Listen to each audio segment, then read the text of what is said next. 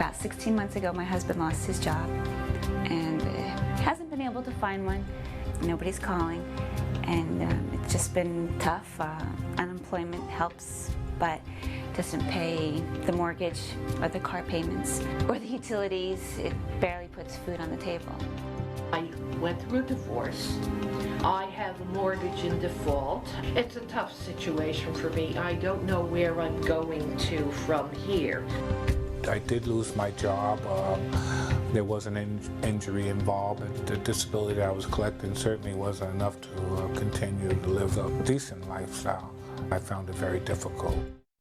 Those are just a few of the millions of faces of Americans impacted in the past year and really facing realities they never imagined. Now, all of those people are being helped by the food pantry in Morris County, New Jersey that we just showed you. It's an affluent community that is seeing a huge surge of people in need, just like much of the rest of the country. In fact, it's estimated that 42 million people, 1 in 8 Americans, are having trouble providing enough food for their families, including 12 million children who are not getting enough to eat. Joining us to discuss, Carolyn Lake, she's Executive Director of the Interfaith Food Pantry Network. And that clip we played at the top of the segment shows some of her clients. And Carolyn, I'm imagining you've seen a lot of people over the last 12 months that you didn't see before. A whole new group of people have had to come through your doors because they just couldn't make ends meet. Thank you. Yes, that's correct, Rich. Last April, we were receiving referrals to our program from the Office of Temporary Assistance from clients that had never needed the help of a food pantry before. Many of them never needed the help of the federal government before. It was their first time ever applying for food stamps.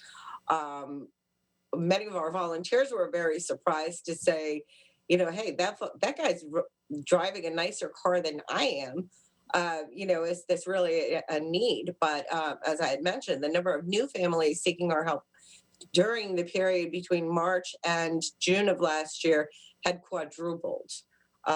In total, we served probably 26 or 27% more families than we had the year before.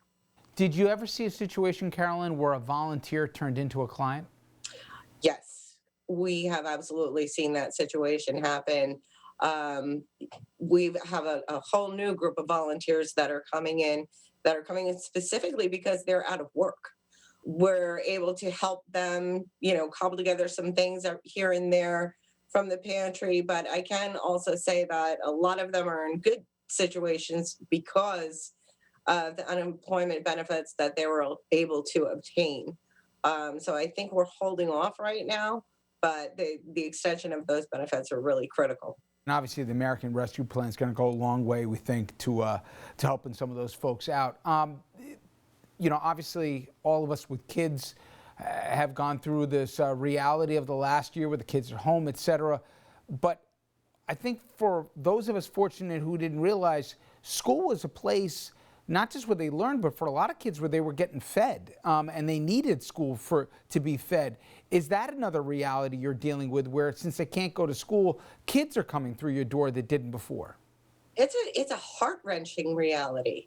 There was an article in one of the local papers last week, and it was a video of this child that was in a Zoom class and who realized that all of these children that were relying on school and breakfast programs for sustenance are at home, and this poor child broke down in tears and hadn't eaten in several days, and it was really heart-wrenching.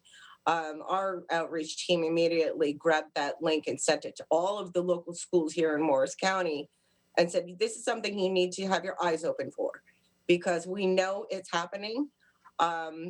Even with PEBT, which is the pandemic EBT card that was issued to any of the families that have children on school breakfast programs, not all of them received them. There were some issues with the PEBT card. So we know that there's going to be a number of things that need to happen in order to reach these families, and we're doing everything that we can.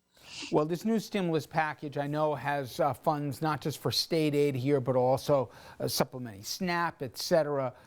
But are you still worried that the demand is going to exceed the supply, and that You need help and a lot of it. We do need help and a lot of it. And I will be the first to admit that our community here in Morris County has been marvelous. They've, really jumped in with private donations. Some foundations have helped us out. But let's face it, SNAP is the front line of defense against hunger.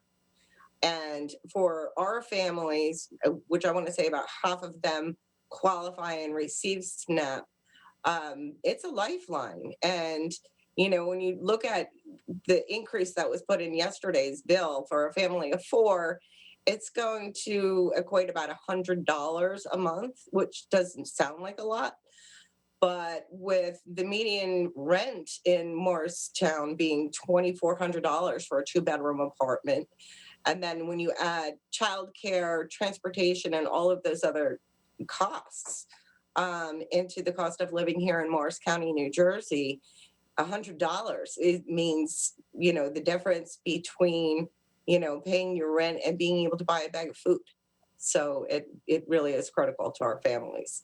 I think, we don't look at SNAP as being it is a supplemental program. The private organizations like ours are also designed to be supplemental. When you put the two programs together, we know that we can provide that safety net that's really needed for families. But I wouldn't say it could land in one place or another. It really needs to be a private, public charge, and that we're each doing our part to take care of the families that are really at risk. Well, obviously the problems don't go away with just the sign of a pen in Washington, but at least it is going to help, and certainly much needed at that. Carolyn, I really appreciate not just what you do, but making time for us tonight. Thank you so much. Thank you. Now, when we come back, we're going to put a human face on this. A man who needs Carolyn's Food Pantry to feed his family. He'll join us with his personal story and also explain how the stimulus checks will be a lifesaver.